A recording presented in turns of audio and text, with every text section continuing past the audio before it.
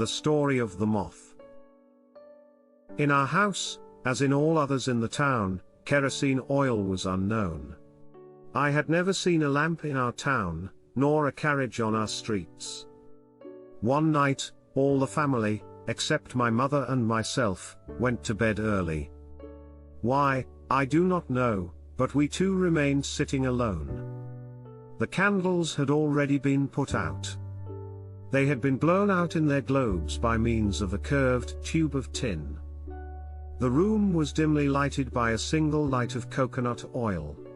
In all Filipino homes, such a light burns through the night. It goes out just at daybreak to awaken people by its spluttering. My mother was teaching me to read with a Spanish reader called The Children's Friend. This was quite a rare book and an old copy. It had lost its cover and my sister had cleverly made a new one.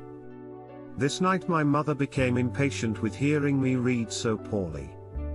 I did not understand Spanish and so I could not read with expression. She took the book from me and scolded me for drawing funny pictures on its pages. Then she told me to listen and she began to read.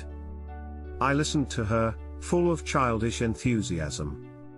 I marveled at the nice-sounding phrases which she read from those same pages. Perhaps I grew tired of listening to sounds that had no meaning for me. Perhaps I lacked self-control. Anyway, I paid little attention to the reading. I was watching the cheerful flame. About it, some little moths were circling in playful flights.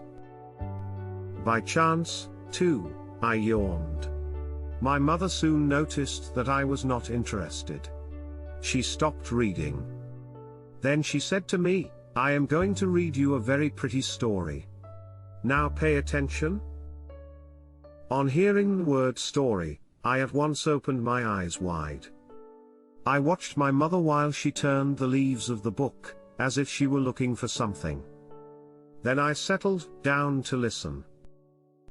My mother began to read me the fable of the young moth and the old.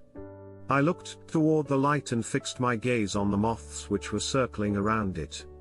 The story could not have been better timed.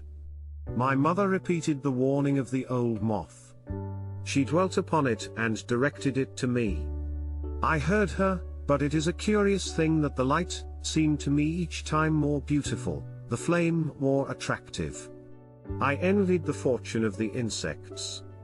They frolicked so joyously in its enchanting splendor, that the ones which had fallen and been drowned in the oil did not cause me any dread. My mother kept on reading and I listened. The fate of the two insects interested me greatly.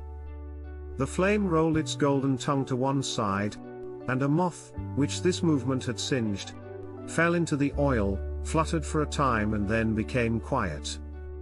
A curious change came over me which I have always noticed in myself whenever anything has stirred my feelings.